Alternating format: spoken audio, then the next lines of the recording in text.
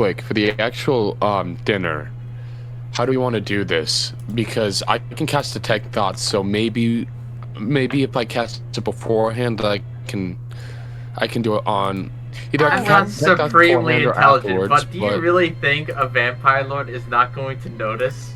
I think that we Alwyn, need to have a plan.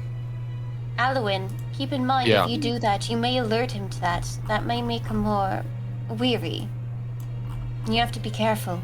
With spells like that, especially in our state, we're at a disadvantageous spot. Okay, then Myra, do you want me to cast Prestidigitation on your face? That way you can hide your reaction to whatever mind games you might have. What? Or does someone else want that? I We got have to minor prepare. illusion, but I'm going to be completely real with you. I don't think any amount of illusory magic would really do much. Welcome, There's Strahd himself. honored Duskbanes. Allow me to present to my court my family, forged by eternity and bound by blood. He gestures off to his right. Lady Ludmilla, scholar, sorceress, and keeper of my arcane secrets. She knows the weave of the world as a spider knows her web. Ludmilla inclines her head slightly to each of you, and as her eyes come across you, you can tell that she's studying you. He then points off to his left. Commander Anastasia, mistress of Barovia's legions, and the iron heart of my domain. It is by her hand that order is kept, and that mercy is solemnly wasted. Anastasia's half-armored gown glints under the light. She has a poise and regal form to herself, but you can feel dangerous energy around her, and her expression reveals nothing but controlled strength. To the right again, he points. And my dearest Valenta, the bloom of crimson, my muse and my madness both. Do not be deceived by her grace, for roses have thorns, and hers are barbed with delight. As you guys all look to Valenta, you see her twirling a skull mask in her hands, and her eyes blaring and blazing with amusement. He then extends his hands down both sides of the general, and down the table, and each of his generals then raise.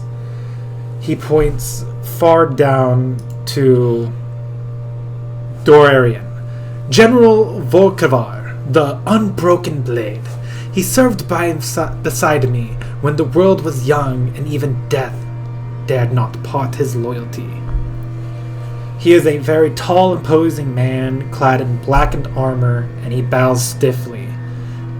His pale face bears the faint scars of old wars, and he has a crimson cloak that perfectly folds behind him. He then points across the table from Volkavar to Radu. Captain Iron-School, my eyes in the dark.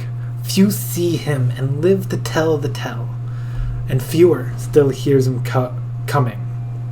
Radu stands briefly, and his expression is unreadable.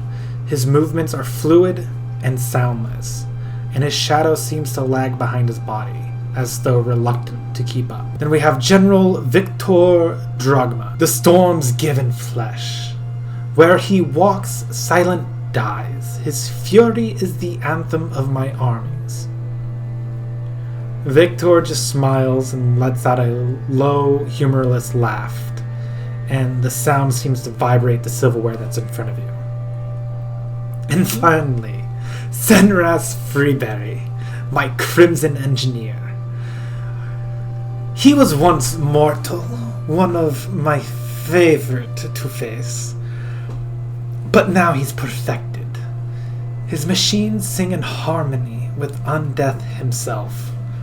Senras just sits there, and you see him twiddling with a small mechanical device, not paying any mind to you guys. And finally, as proof of how well he is, his creation, Malina, the reflection of his genius, flesh born not of womb, but of will. In her life, equations awaiting to be solved. And now, at last, my honored guest, the blood of Alaric Duskbane, Knight of the Silver Star, a man who defied the inevitable, and his lady Elenwyn, whose grace I have not forgotten. Welcome home, my children of light, to the land that devours the dawn. Now, let us dine. Now, as he says that, he sits down and servants bring out the first course, which is the chilled beet and blackberry soup.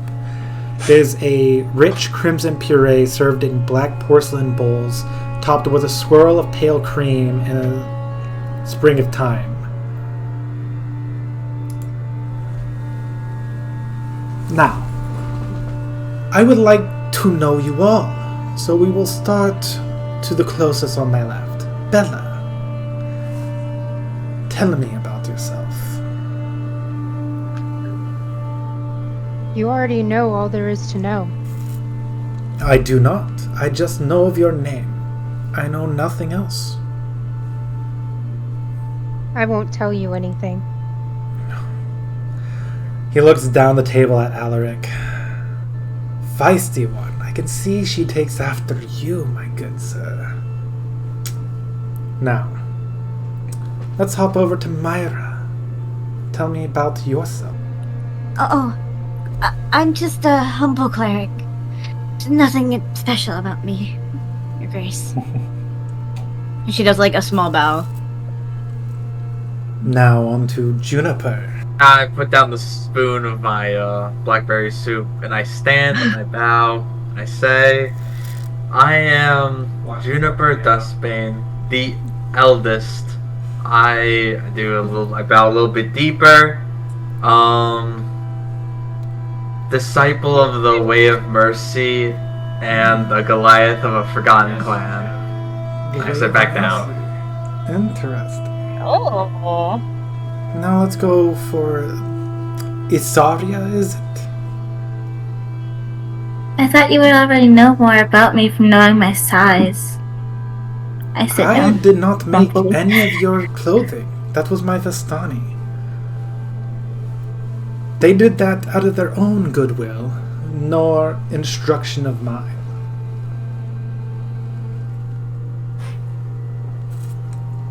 Contrary to popular belief, I am not all-knowing. I don't know every little thing about you. To be in fact, I only know your names. So, Meredith, introduce yourself, please.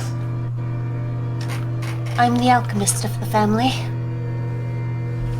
I create concoctions, both positive and negative, harming and healing. Interesting. Now, jumping across the table to Alwyn.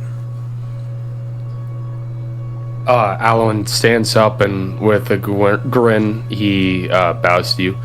Strahd, my name is Alwyn Duskbane. I am a humble wizard who has devoted his life since the age of 8 to coming here and making sure that my family comes home. Nothing more, nothing less. I'm sure you can agree. He bows again and sits down and goes back to his soup, enjoying it and smiling all the same. On to semantics.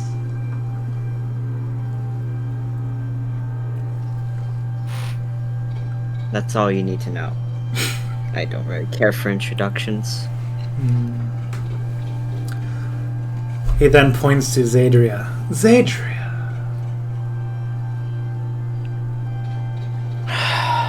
She stands up and does a curtsy.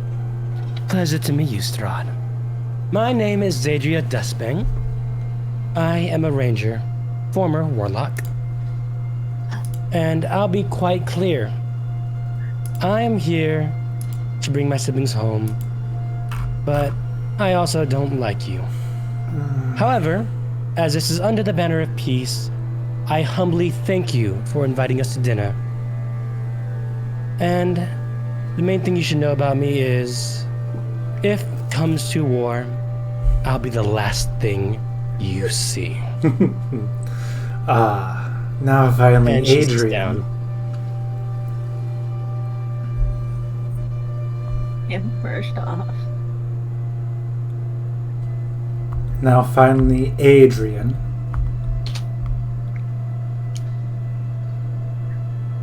Sorry. Nom, Adrian? nom, nom, nom. Nom nom No. Adrian Nom, has nom. been completely silent this whole time. Has not touched a thing other than the glass of water at the table. Oh no, it's wine. Oh, okay, wine, whatever. Actually, no, he's not going to touch the wine. He's not going to touch anything. Adrian then stands up. Yes, Sis Strahd. You have taken my parents. I don't think introductions are the best right now. You see, I just wanted to dine with a true friend once more. That's why I invited Alaric and Elwyn here. Now,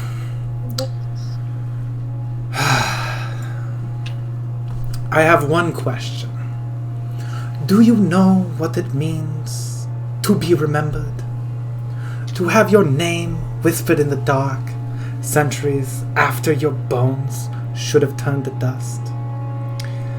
They usually call it legacy, but it is not legacy, it is punishment.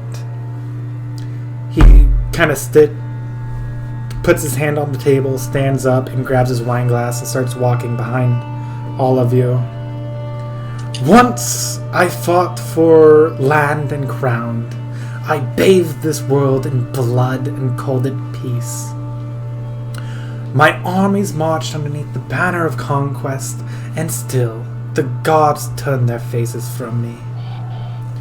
When I sought eternity, they mocked me, and then yet when I claimed it, they cursed me. He kind of looks up towards the ceiling as he gets to about midway of the table.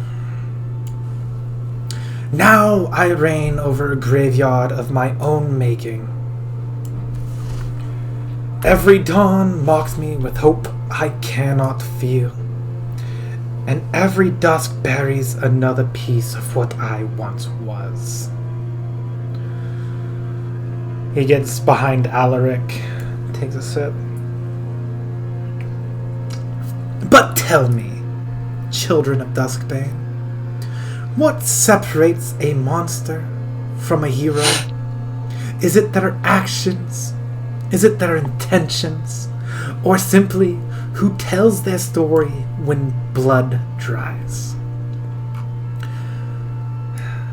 You see, your father and I were not so different. He came here once, brave, noble, and burning with righteousness, and I welcomed him, just as I welcome all of you. I offered him peace, and he offered me war. Such is the natures of those who call themselves heroes. And he gets back to his seat but doesn't sit down. So drink with me, my guest, my enemies, my heirs of light. Let us share this one truth, that we are bound by fate's design. Perhaps you came here to end me, perhaps to replace me, or perhaps you simply came here because some divine whisper told you this was your destiny. But I tell you this, fate does not guide you. I do. For every dream you've had, every vision that brought you to my gate was placed there by my hand.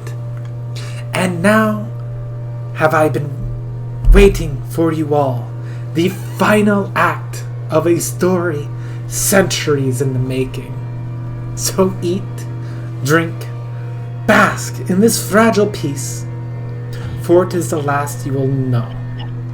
You've come to end a curse, but you dine within its heart. And when the music stops, you'll understand Barovia does not keep guest, only ghost.